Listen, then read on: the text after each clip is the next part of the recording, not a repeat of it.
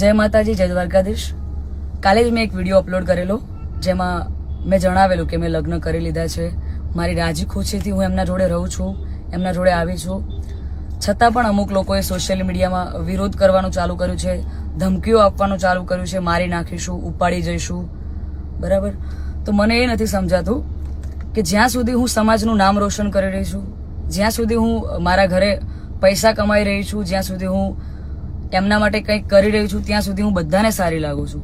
જ્યારે મેં મારી લાઈફ માટે એક ડિસિઝન લીધું છે એમાં હું ખોટી થઈ જાઉં છું, ખરાબ થઈ જાઉં છું. બરાબર? અને એને લઈને ઘણા બધા લોકોએ એવું બી મૂક્યું છે, સમાજવાળાઓ લોકોએ, કે ભાઈ અમે દીકરીઓને ઇન્સ્ટાગ્રામ, ફેસબુક બધું યુઝ કરવાનું બંધ કરાવી દઈશું. તો આ નિયમ ફક્ત દીકરીઓ માટે કેમ છે મને એ નથી સમજાતું.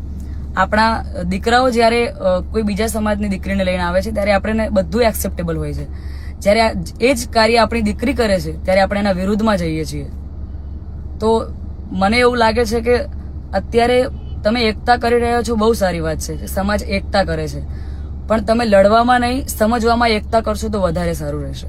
બાકી તો હું કાયદાકીય પગલાં લેવાની જ છું. અને આ બાબતે હું આપણા વિધાનસભાના અધ્યક્ષ શ્રી શંકરભાઈ ચૌધરીને વિનંતી કરું છું અને આપણા ગૃહમંત્રી શ્રી હર્ષભાઈ સંઘવીને પણ વિનંતી કરું છું કે મને આમાં સપોર્ટ કરે. અને બાકી તો આપણે કાયદાકીય રીતે લડવાની તૈયારીમાં છીએ.